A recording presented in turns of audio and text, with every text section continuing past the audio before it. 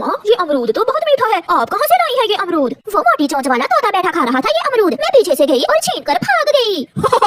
कमजोर मोटी चोंच वाला तोता, वो बहुत डरता है हमसे।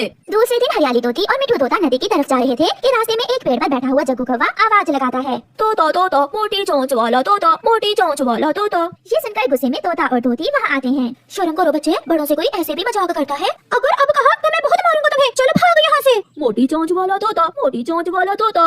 मिठू को बहुत गुस्सा आ जाता है और मिठू जग्गू को दो चार लगा देता है। तुमने मुझे मारा, मैं अभी जाकर अपने पापा और मम्मा को बताता हूँ। ऐसे रोते हुए जग्गू कौवा वहाँ से चला जाता है। आपने क्यों मारा इसे? बात भर जाएगी, भरती है तो बढ़े। वो छोटा सा कौवा भी अब मुझे मोटी चोंच वाला कहेगा?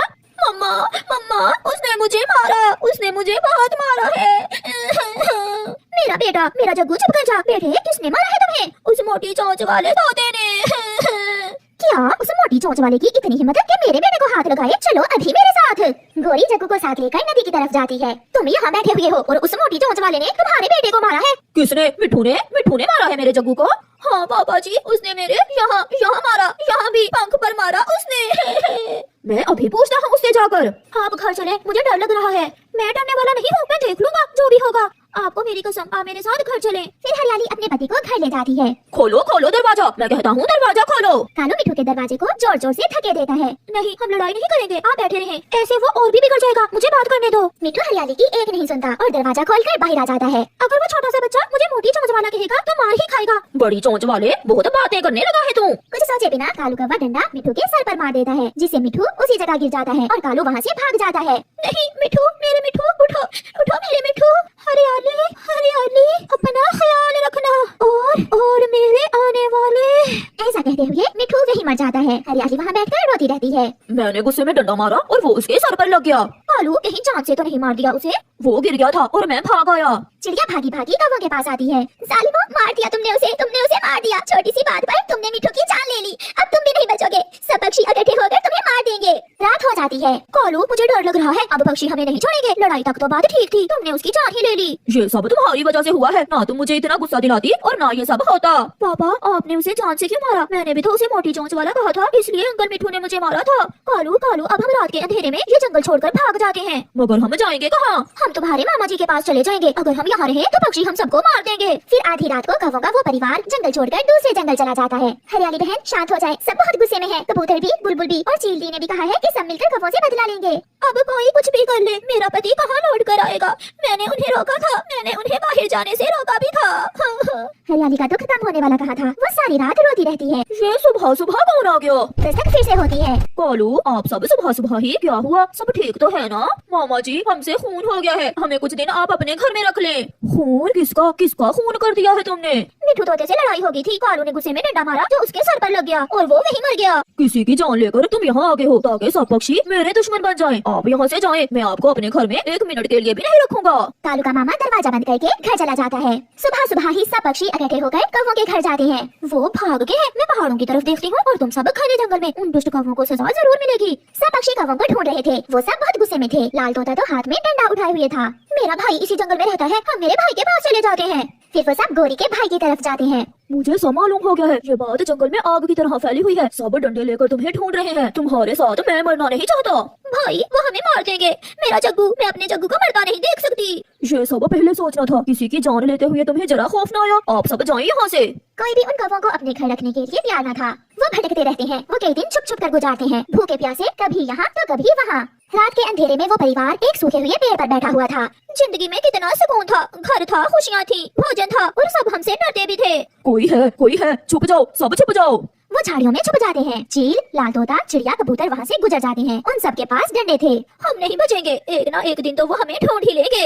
ऐसे ही कुछ दिन गुजर जाते हैं और फिर एक दिन तेज बारिश शुरू हो जाती है। कौवों का सारा परिवार एक पेड़ के नीचे बैठा हुआ था कि पेड़ की एक डाल टूटकर उन पर गिर जाती है। जग्गू और कालू वहीं मर जाते हैं। जग्गू उठो बेटा, उठो मेरे जग्गू, मैं बर्बाद हो गई, मैं लुट गई। इतनी बड़ी सजा क्यों मिली मुझे? मैं मर जाती, मेरा जग्गू ना मरता। गोरी रोती है, बहुत रोती है, मगर अब कुछ भी लौट कर नहीं आने वाला था। गोरी पागल हो जाती है। वो सारा दिन धूप में चुपचाप बैठी रहती। वो एक जिंदा लाश थी। हरियाली को तो ऊपर वाले ने अंडा भी दे दिया था। वो अपने अंडे की खातिर फिर से जीना सीख रही थी, मगर अब गोरी की जिंदगी में कोई खुशी न थी। इसलिए तो कहते हैं कि अपने गुस्से पर काबू रखें, क्योंकि दो पल का गुस्सा कई परिवार उजाड़ देता है। आपका धन्यवाद। पूरे जंगल में एक कालू कौवे की ही दुकान थी, जहाँ से सब पक्षी अपनी अपनी जरूरत की चीजें लिया करते थे। कौवे भैया, एक पाव नमक और दाल दे दे। खाने से समंदर से नमक लाता हूँ, एक चुटकी डालने से दाल नमकीन हो जाएगी आपकी। वो सामने कौन आ रहा है? बुलबुल पीछे मुड़कर देखती है और कालू कौवा अपने तराजू के नीचे चुंबक चिपका देता है। ले बहन जी, आपकी दाल और नमक थोड़ा ज्यादा ही डाल दिया है मैंने नमक। बुलबुल अपना सामान लेकर वहाँ से चली जाती है। अगर ऐसे ही धंधा चलता रहा तो मैं बहुत जल्द सबसे अमीर पक्षी बन जाऊंगा। नदी पर चिड़िया और हरियाली धोती बैठी हुई थी, जब कालू कौवे की पत्नी गोरी कौवी वहाँ आ जाती है। नए झुमके लाया है मेरा पति आज मेरे लिए, दिखाने आई हूँ मैं आपको। क्या सुंदर है ना? बहुत सुंदर है। हरियाली, तुम भी कुछ बोलो, लगता है तुम जल गई हो मेरे झुमके देखकर। अच्छा, अब मैं जाती हूँ, मुझे दूसरे पक्षियों को भी अपने झुमके दिखाने हैं। गोरी कौवी वहाँ से चली जाती है। रानो, तुम मानो ना मानो, ये कौवा और कौवी कोई ना कोई 2 नंबर काम जरूर करते हैं। चंद दिन ही हुए हैं दुकान बनाई है और गोरी ने झुमके भी ले लिए और बड़ी बड़ी बातें करती है ये गोरी। हाँ हरियाली, ये है तो बहुत शैतान। चलो अब घर चले, शाम होने को है। ऐसे ही दिन गुजरते गए। कालू कौवा किसी भी पक्षी को कोई भी चीज पूरी न देता, बातों में लगाकर अपने तराजू के नीचे चुंबक चिपका देता और कम सामान तोलकर पक्षियों को दे देता। कालू जी, कल मैंने नदी पर चिड़िया और हरियाली को अपने झुमके दिखाए तो दोनों जल गयी मेरे झुमके देखकर। अभी तो मैं तुम्हें सोने की चूड़ियाँ भी लेकर दूंगा। अगर ऐसे ही हम पक्षियों को उल्लू बनाते रहे तो वो दिन दूर नहीं जब मेरे पास सोने का हार भी होगा। वो लालची पति पत्नी बैठे ऐसे बातें करते हैं। चिड़िया के घर में शक्कर खत्म हो गई थी। चिड़िया अपनी बेटी गुड़िया से कहती है, गुड़िया बेटी, ये पैसे ले जाओ और कौवे की दुकान से शक्कर ले आओ। मम्मा, इतनी शक्कर लानी है? ये लो पैसे और आधा किलो ले आओ। गुड़िया अपनी मम्मा से पैसे लेकर कौवे की दुकान की तरफ जाती है। अंकल कौवे, ये ले पैसे और मुझे आधा किलो शक्कर दे दे। आधा किलो? जी अंकल, आधा किलो।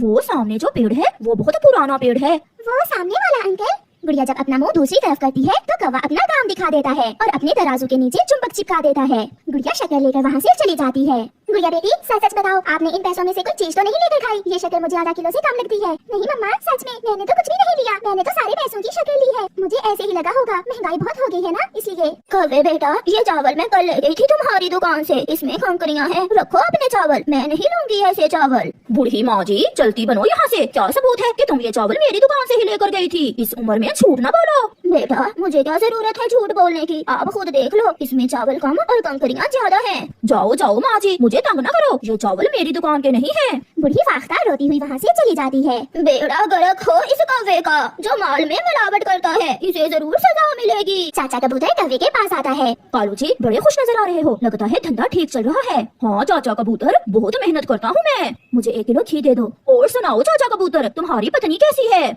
सब ठीक है, तुम मुझे जल्दी से घी दो, मुझे देर हो रही है। वो तुम्हारे पीछे जो बेड़ी का पेड़ है वो तुम्हारी माँ के हाथों का लगाया हुआ है। अच्छा, मुझे तो नहीं पता था। वो सामने वाला? कबूतर जब अपना मुंह पीछे करता है तो कौवा अपना काम दिखा देता है और कम घी तोलकर कबूतर को दे देता है। कबूतर भी घी लेकर वहाँ से चला जाता है। रास्ते में जाते हुए कबूतर को शक पड़ता है, जैसे उसका घी पूरा 1 किलो नहीं है। लगता है कौवे ने मुझे चूना लगा दिया है, मैं अभी जाकर लूमड़ की दुकान से जाकर घी का वजन करता हूँ। चाचा कबूतर ऐसा सोचते हुए दूसरे जंगल जाता है और लूमड़ की दुकान पर जाकर अपने घी का वजन करता है। घी तो पूरा आधा किलो कम था। तो ऐसा है, वो कौवे का बच्चा हम सब पक्षियों को उल्लू बना रहा है और हमें तोल कम दे रहा है, मुझे उसे पकड़ना होगा। दूसरे दिन चाचा कबूतर चिड़िया और मिट्ठू तोते से बात करता है। मैंने कल खुद दूसरे जंगल जाकर घी का वजन किया है, घी पूरा आधा किलो कम था। कबूतर चाचा, शक तो मुझे भी था, मगर अब मुझे विश्वास हो गया है, वो कौवा हमें चूना लगा रहा है। तो फिर आप सब चले मेरे साथ, आपके सामने मैं पकड़ूंगा उसे। वो सब वहाँ से उड़ते हैं और कालू कौवे की दुकान की तरफ जाते हैं। कालू जी, सब पक्षी इकट्ठे आ रहे हैं, आज बिक्री ज्यादा होने वाली है हमारी। तुम देखना, मैं कैसे कम तोल कर देता हूँ इन सबको।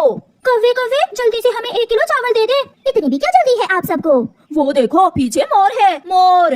कौवा ऐसे पक्षियों का ध्यान दूसरी तरफ करता है और जैसे ही चुंबक तराजू के नीचे चिपकाने लगता है, कबूतर कौवे को पकड़ लेता है। बहुत मोर देख लिए हमने, अब तुम्हारी बारी है। फिर दूसरे पक्षी भी वहाँ आ जाते हैं और मार मार कर कौवों को अपने जंगल से निकाल देते हैं। कालू, अब दूसरे जंगल में जाकर दुकान लगाएंगे। नहीं गौरी, मुझसे अब और नहीं पिटा जाता, मैं जंगल से दाना ढूंढ कर ही खा लूंगा। ऐसे कौवों को उनके किए की अच्छी सजा मिलती है।